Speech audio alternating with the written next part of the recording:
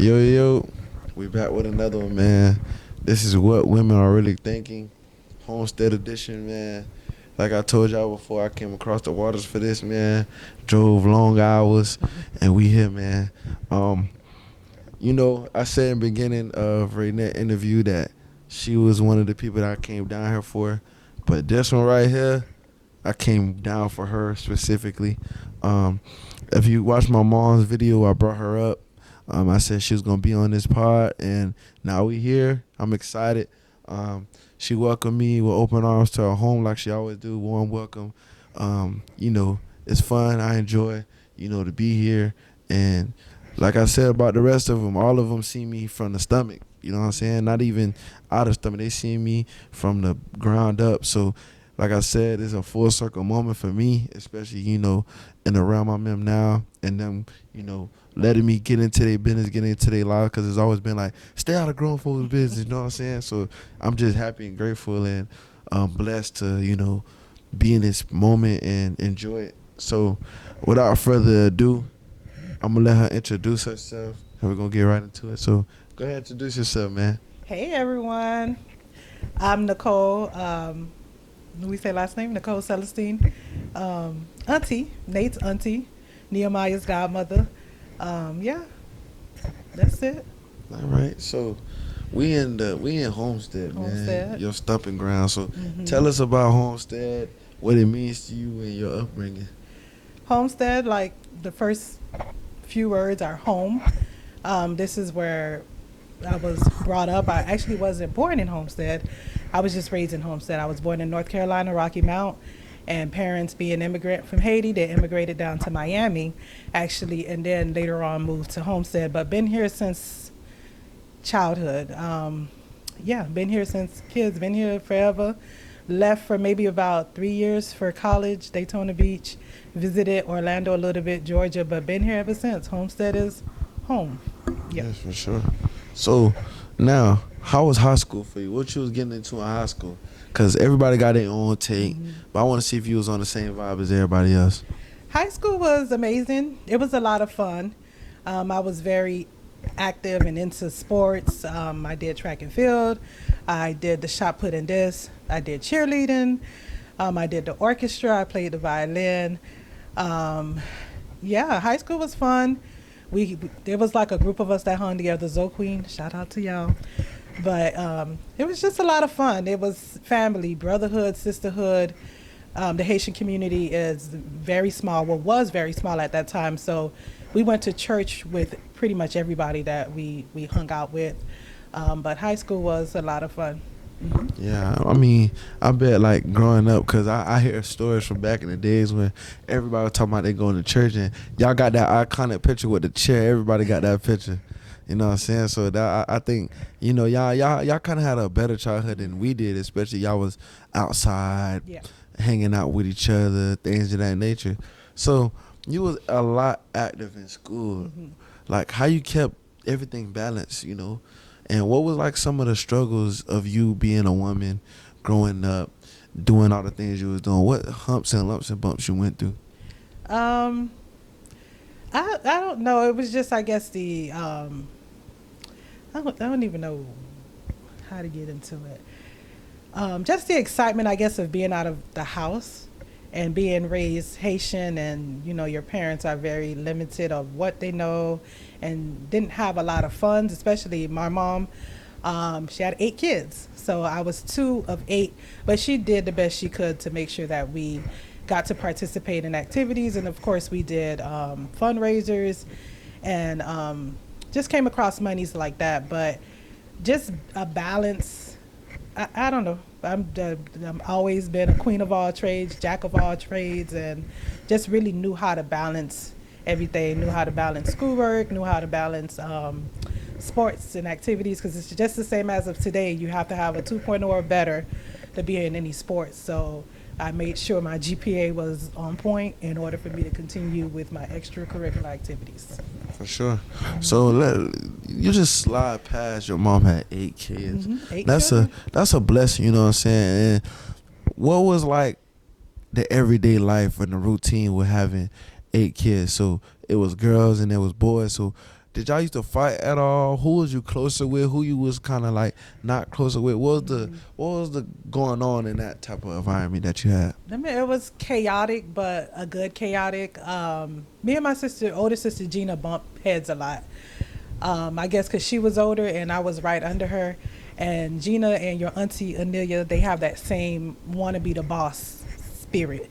And they always need to be in control and need to tell you what to do and how to do. And me, I always stood my ground. I'm not doing that. Nope, nope. So Gina and I bumped our heads a lot. Now that we're older, we get along much better. My siblings that I'm closest with is Edith, which is the one right underneath me. So she's the one that I'm closest with. And then, it was all of the smaller ones. But our house was always chaotic, but chaotic in a good way because my mother was a mother to only 8. She was mother to all the neighborhood children. Everybody knew when it was time for prom, when it was time, if they needed just to get away. My mom was that mom, I guess Haitian parents would say, CT-les their kids, like they keep up with their kids. If one of my friends, Lucienne, Mona, Milan, whoever it was, Magali, if they wanted to go to homecoming, they wanted to sneak over and see a boy, they would come here to my mama house, and my mama would be the one that let us do what it is that we needed to do, as long as we were respectful and we came home in time. But yeah, our house was the fun house. Yeah, I think we have that now. My mom's like the fun. Yeah. We the fun house. Where all the parties Yeah. happen. We do everything we need to do. So that's kind of dope to see that. You ain't have that strict Haitian We mom didn't. tell you what to do. So how was you and your mom's relationship? Did y'all get along? Did y'all bump heads? What was like that vibe like? Me and my mom relationship was good. We got along pretty well. She was a cool mom. She was a young mom, and coming from Haiti and trying to learn the system of the U.S.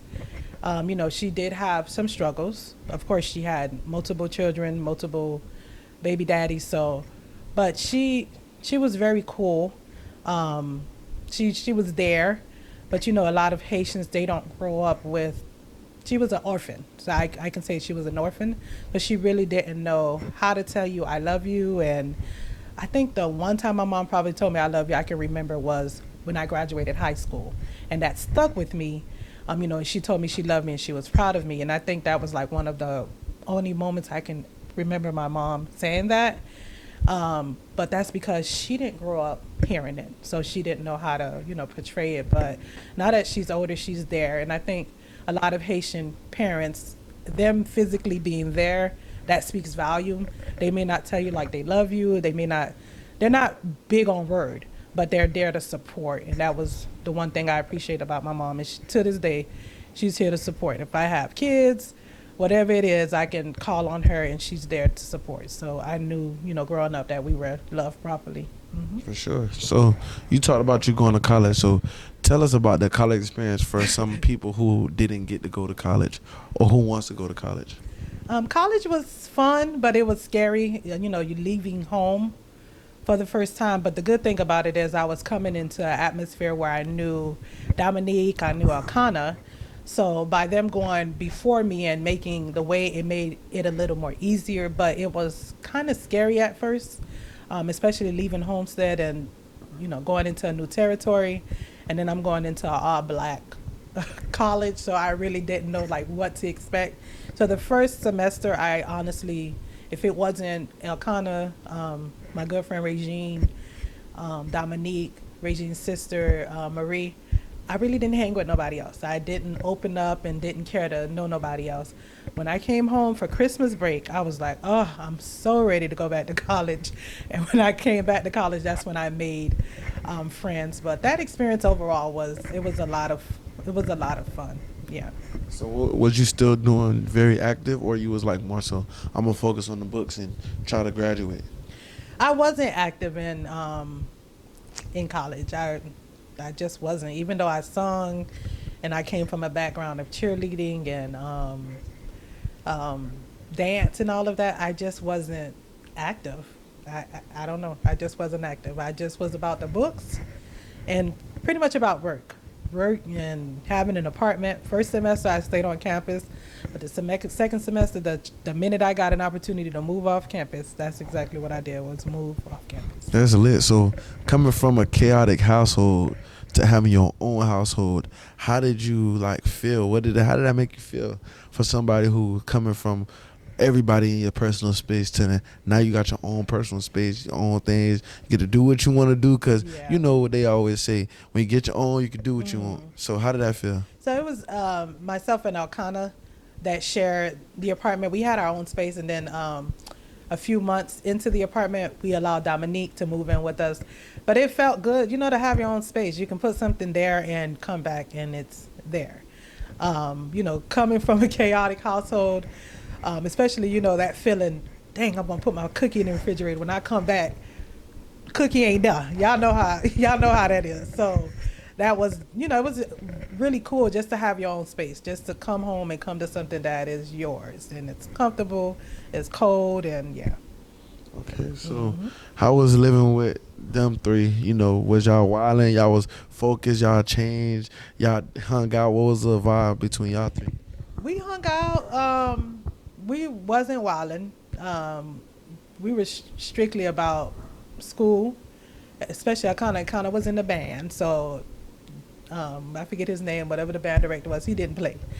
But we were really focusing on school because we knew the struggle that our parents went through to even got us to where we were. So we didn't really want to upset our parents. So we really focused. We did some partying. I ain't gonna lie, we did some partying.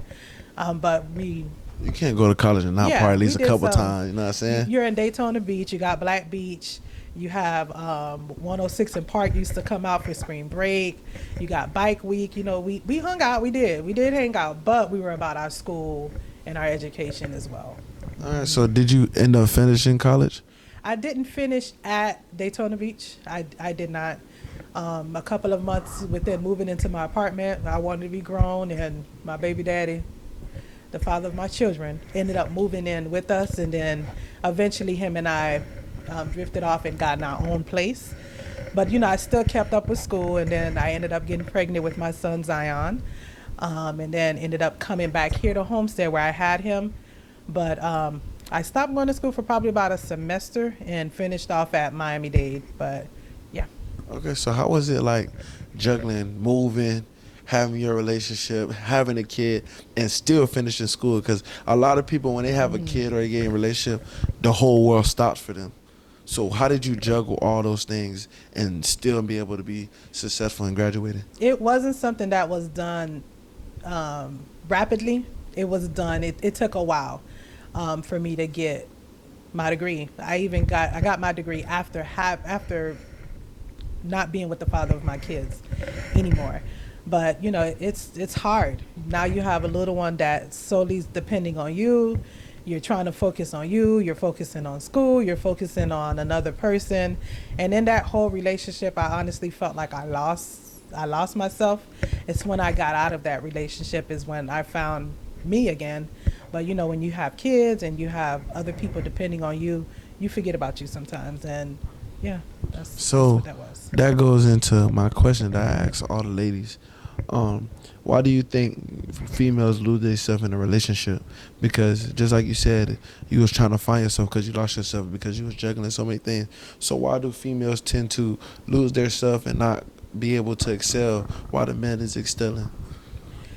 Ooh, I think naturally women, we are nurturers, mothers, nurturers, and that's instilled in us. That's something that we are born with, is to take care. And sometimes we take care of everyone but ourselves. A lot of times too, it's for me, I know it was a relationship of not having a father. So it was like being in a relationship where a man is present. So it was like whatever I had to do to make that individual happy and to make that individual love me, that's what I was doing. And it was like eventually I just forgot about me. I forgot what made me happy. It was about my child. And then eventually I had two other children added on to it. So it was me making sure 3 kids are together and 3 kids are happy. He's happy, but then I totally lost myself and forgot about myself. So I think for us as women, we're just natural nurturers, and we just naturally gravitate and make sure everybody else is okay, and yet we're not okay. That's what a lot of them say. So how was it when you had your three kids? Like, what was one of your proudest mommy moments? Ooh, I have so many proud mommy moments. It's a blessing. I'm gonna say I'm blessed. God blessed me with three beautiful, smart kids. They're not trouble kids, and I thank God for that all the time. But just their honor roll assemblies, just just how they are. They're well mannered. My son, one of my proud moments was my son actually graduating from high school, because growing up I was told that that was something that he wasn't gonna be able to do, because my son, a lot of people may not know, but my son, he does have a disability. He has they so call himself, they labeled him with a learning disability, and they labeled him with ADHD. So growing up, he could hardly sit down, he can hardly read a book. But just to see him graduate and see him graduate on top of his class, that was just something really big. Hmm. Yeah, I mean, I feel like with you, cause this is my story time, y'all. I feel like with you, you ran a tight ship, but it wasn't like one of them ships like a slave ship. You was more so like you had a routine for Yeah. everything. Everything was moving smoothly. You did everything you were supposed to do, and just me watching you as a mother, it was always like my kids came 1st. Everything was about the kids, no matter what you was going through at that moment, whether you was mad, sad, happy. And I think all women who have their kids and who really love their kids is like that. But for you, I seen it firsthand, as far as I gotta make sure these kids eat. I gotta make sure these kids go to school tomorrow. Yeah, not only Even mine, when, everybody else kids. yeah, even when you came to Orlando, you was hanging out. You made sure you drove that 4 hours to get them back home in time for school the next day. So I seen it firsthand, and I was also happy to see him, because Zion, like one of my little cousins. He was always by himself, stayed to himself, Yeah. and I'm proud of him. He off to college now. Congratulations to him. But Thank you. you know, so how was it feeling like like three kids? Because everybody say they want two kids, they want three kids, but you actually had a girl and a boy. So, and then another girl. So now you got the kind of the standard what everybody wants. Everybody wants a girl and a And a boy. boy, yeah. So how does that feel, and how does that what's the like vibe with that? I just mean when I had Zion, I had a 3-year gap before I had Zaya. So Zion was very active. He was an active child. He used to jump off the walls. Yeah, and then he's calm how he is calm now, which is totally different than how he was growing up. So from going from him one to Zaya, Zaya was a breeze. Zaya was a breeze. You understand? You don't have like a favorite child. I don't have a favorite child, but she was my easiest. Pregnancy was the easiest. She's just a natural light, and that's exactly what her name means, the light. So to this day, she's like that. She's, you see a part of you in all of your kids, and I see her like me helping, and that's just who she is. Zanai, on the other end, she required a lot more. So when 1 to 2 was easy, going into that third one was difficult. And I wouldn't blame her. I would blame the situation, the father and I situation, just the riffraff and him and I not getting along, and all of that energy. Like energy is something really big. All that argument, back and forth. So all of that, she experienced all of that. So it's when she was born very emotional. She was born, to this day, she still is kind of like emotional, and she requires a lot more attention than the other two. And then now that they're older, it's so much more harder. A lot of people would assume because they were younger, it's so much more harder. Now that they're older and they have their own extracurricular activities, they have their own group of friends. So it's like, mommy, I need to go this place. Mommy, I need to go this place. So now I'm a personal chauffeur, still trying to run a business, still trying to work a 9 to 5. So yeah, it's harder now that they're older versus when they were younger. When they were younger, you just, come on, y'all, we getting all in the car and we're all going to one place. But now everyone has their life, and then I'm still trying to have my own life as well.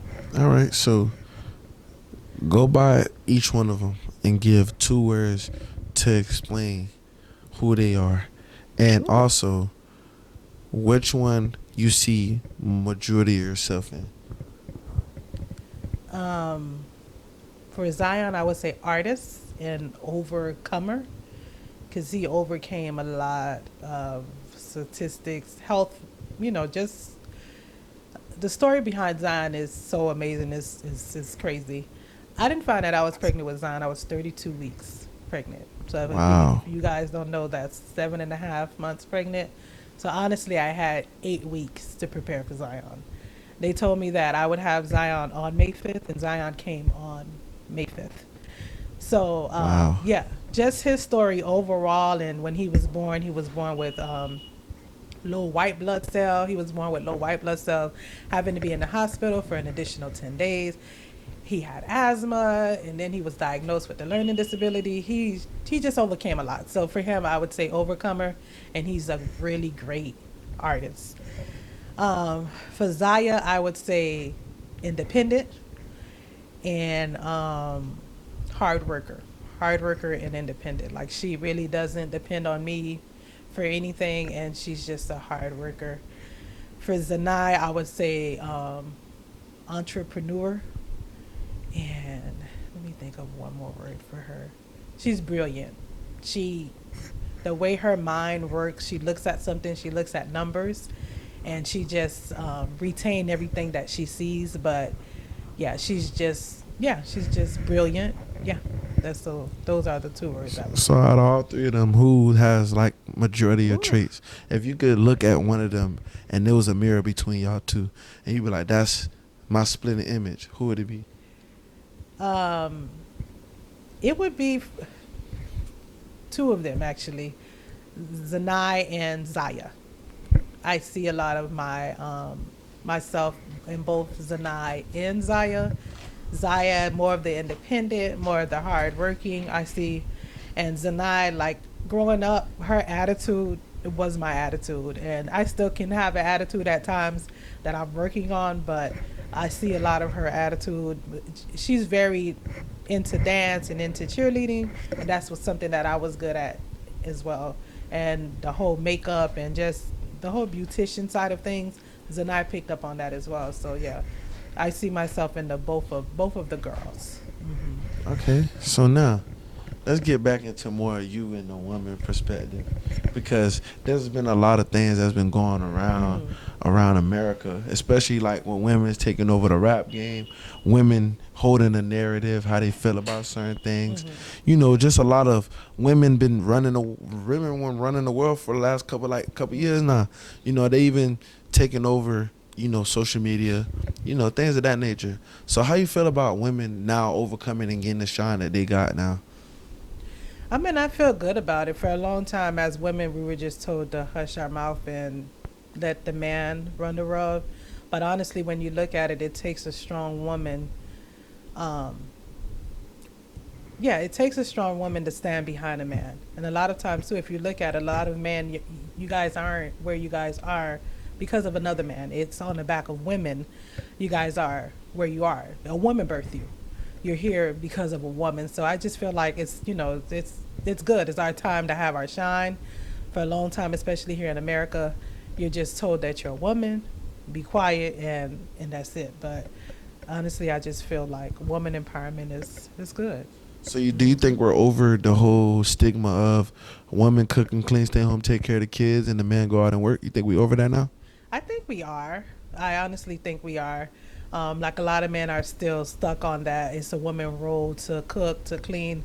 I just feel like you honestly just do what it is that you need to do to make your relationship work. A lot of women don't know how to cook. A lot of women don't know how to clean.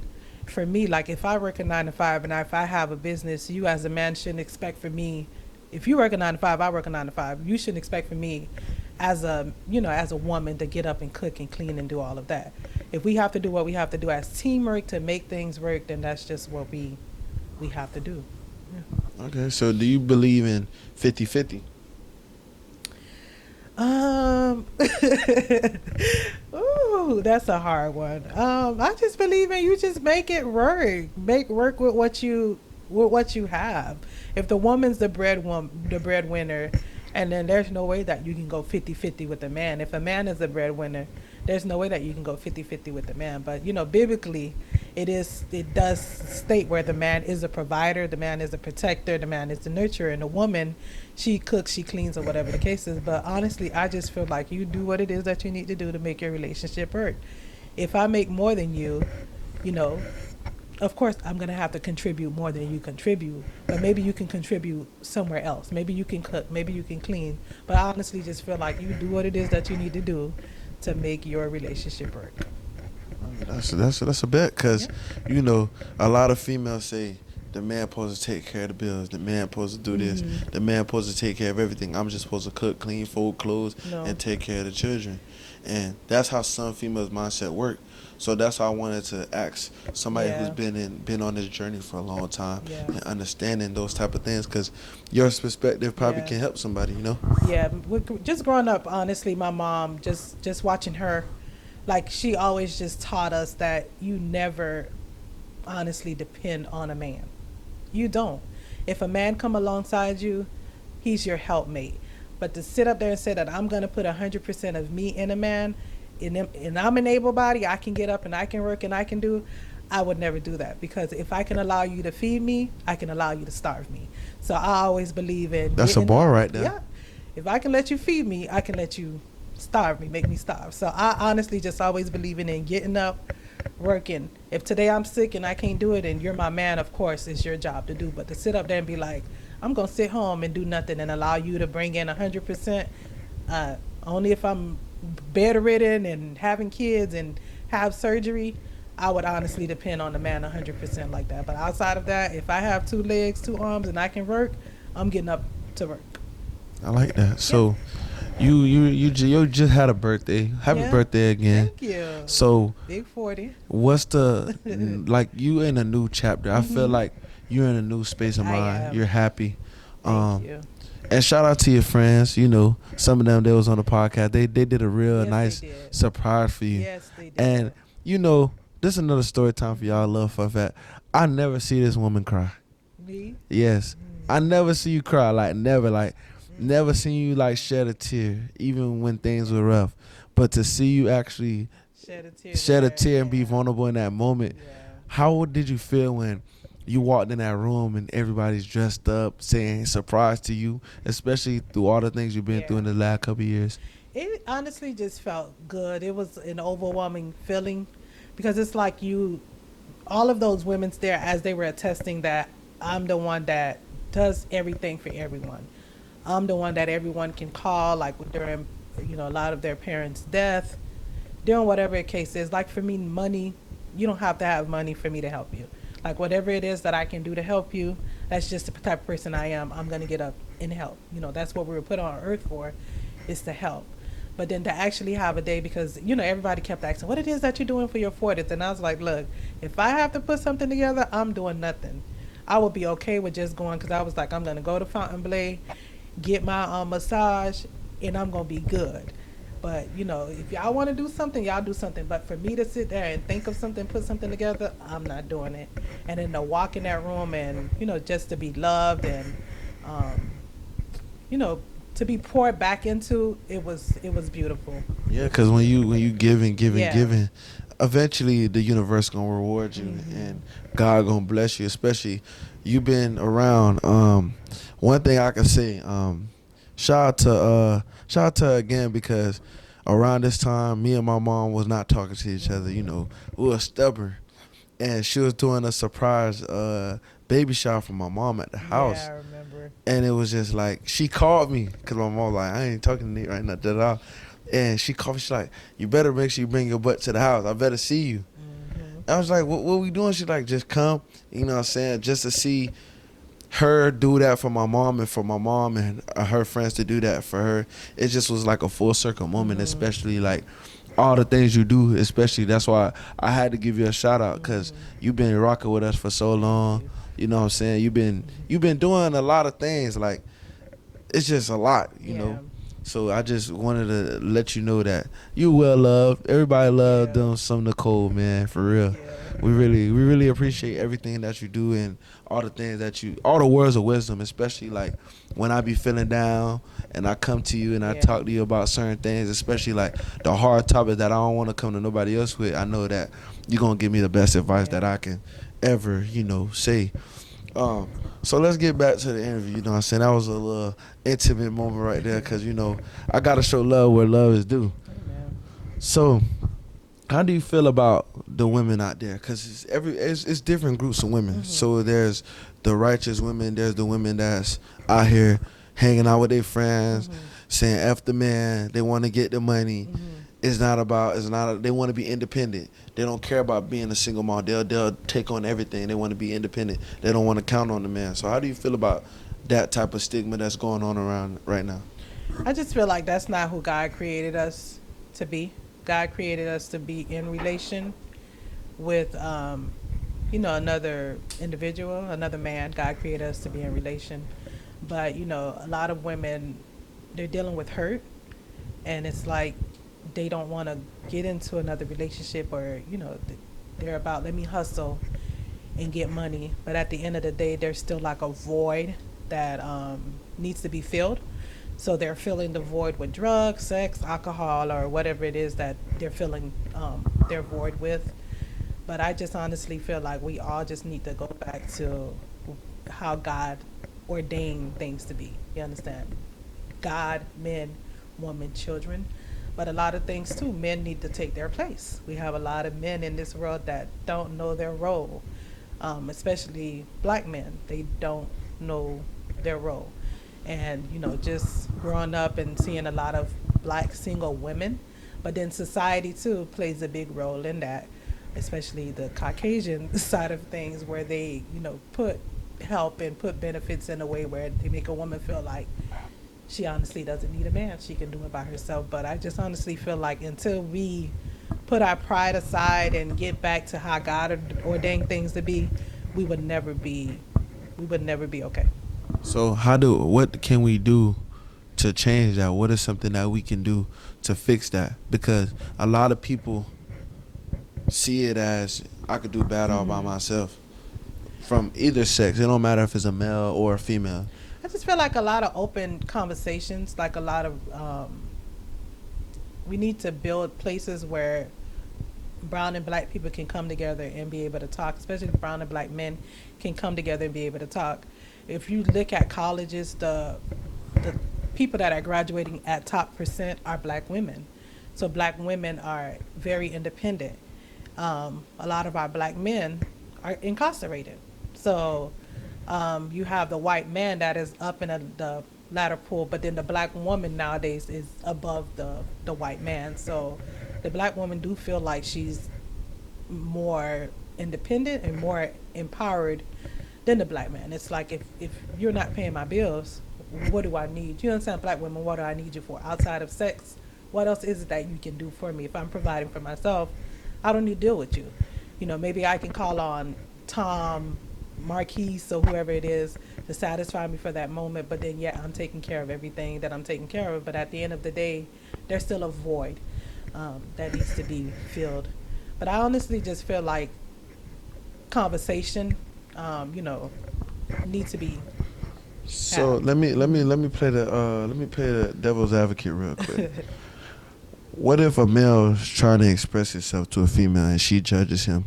So how does the male able to, express to that person, their partner or whoever they want to call it? In that case, how do they express themselves and not feel like they're being judged or feeling weak because they're not providing or they're not implementing what they need to implement? How do you go about communicating that to your partner or to your woman? I honestly, I mean, conversation needs to be, you need to be able to have some sort of conversation with the individual that you're dealing with. A lot of times, too, the men, you do the picking. You do the picking. So you pick the woman that you want to deal with. You do the choosing. You choose who you want to spend the rest of your life with. You pick the woman that you want to deal with. If this woman isn't listening to you, if she isn't the woman that you intend for her to be, then you have that opportunity to break up with her and go with somebody you feel that is going to help, help you get to where it is that you think you need to be. So I honestly don't know how to answer that. I'm not a man, so. Because all females say, just come talk to me. But when a guy tries to Mm, talk, it's like they getting yeah, attacked or they feel like they're being belittled, yeah, things of that nature. So that's why I was asking, where can a woman make it easier for a male to feel comfortable explaining certain things to them? Because, it's hard. yeah. I just feel like she needs to be more softer. But then you have a lot of women that don't know how to be softer, don't know how to be, approachable. They make it hard for a man to even come, talk to them because men aren't made, I guess, to be weak or aren't made to show that side. But for me, I feel like that's when a man is the strongest. When you can put down your guard and actually be vulnerable, I feel like that's when you're your strongest because now you're going outside of what society is saying that you're supposed to be. You're supposed to be hard, but a man ain't really made to be that way. Like we still, at the end of the day, are all human. For sure. Mm-hmm. So, I think out of all the 8 kids, Mm-hmm. you're the only one that can have this conversation. Hopefully soon we can have Gina, Edith, Keisha, all of them on here Mm-hmm. soon. Yeah, Hopefully, if y'all watching this, yeah, I'm putting out there in the air just to let y'all know. Pull up on me. But something happened a couple years ago that was near and dear to our hearts. Um, so, what if you could say something to him? What would you tell him? Like, what would be the conversation like? um, that I love him. Um, that was something that we really didn't say much because we didn't grow up saying it. But that he was loved, and then that we were proud of him. Um, I just felt like a lot of his youth was robbed from him, and he really didn't get to live life. But who are we? God give, God takes. It was his time to go, even though it was short. But he was loved. He was the best uncle the kids, could ask for. Marcus would give you the shirt off his back, whenever it was where I couldn't pick up the kids, or I remember one time my kid's father couldn't be there for a dance. Him and my pastor ended up taking our girls to the daddy and daughter dance. But just like little stuff like that makes me like honestly miss him, especially if I know I need a ride for the kids or something like that. I can call him, or if I just needed him to stay in the house and I had an appointment or something like that, I can call him and he would come and he would do stuff like that. So, I really just appreciate him and miss him a lot. Hmm. For sure. Yeah. So, what would you tell the past Nicole, and what would you tell the future Nicole? What would that be conversation like? What would y'all talk about? What would you tell yourself? Ooh. Um, what would it be? That I'm not in control. I would tell my past that I'm not in control. That God is in control. To learn how to live and let go of things. Don't take things to heart. People will hurt you. Don't take people to heart. Apologize. You understand life is too short. Um, so that's probably what I would tell the past Nicole. You understand, like people come and go. You'll heal. Just move on and know that God has what's best for you. In the future, Nicole?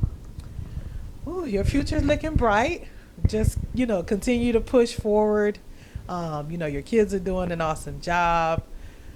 This is just the beginning.